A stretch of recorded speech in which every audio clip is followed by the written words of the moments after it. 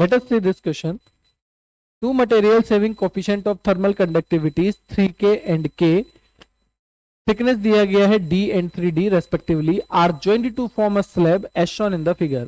The atmosphere of the outer surface, the temperature of the outer surface is θ2 and inner surface का हो जाएगा हमारे पास में θ1 respectively. और हमें पता है कि θ2 इज ग्रेटर देन θ1 है, तो हीट किधर से ट्रांसफर होगा, high temperature to low temperature.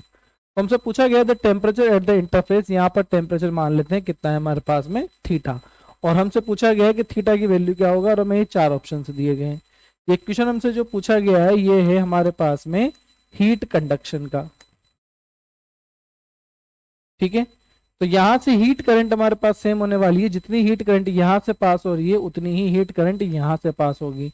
तो हीट करंट अगर हम लोग लिखना चाहें तो वो कितना होता है, H is equals to delta T divided by या delta theta divided by L upon K A. यहां से हम लोग लिख सकते हैं। क्रॉस सेक्शन एरिया इसका भी ए है और इसका भी क्रॉस सेक्शन एरिया कितना है ए। लेंथ या थिकनेस हमें दिया गया है डी एंड 3D।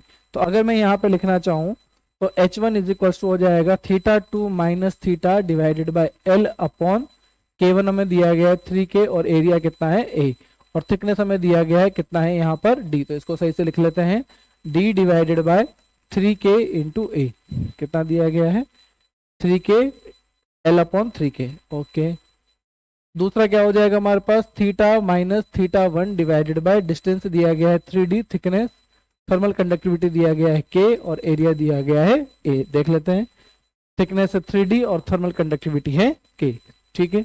तो यहां से देखिए हमारे पास क्या क्या कैंसिल आउट हो जाएगा, D बाई ए और D by A cancel out हो जाएगा। तो ये 3 के ऊपर जाएगा हमारे पास में, K से K भी कैंसिल आउट हो जाएगा, तो 3 बचेगा।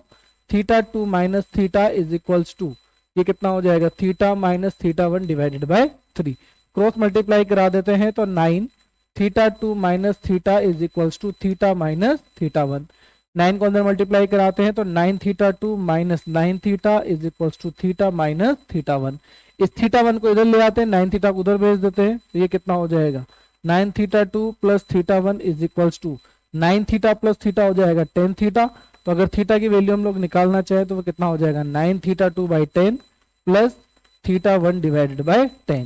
This will be our correct answer. तो देखते हैं कौन सा ऑप्शन मैच कर रहा है, 9 θ2 by 10 plus θ1 by 10, option B is the correct answer.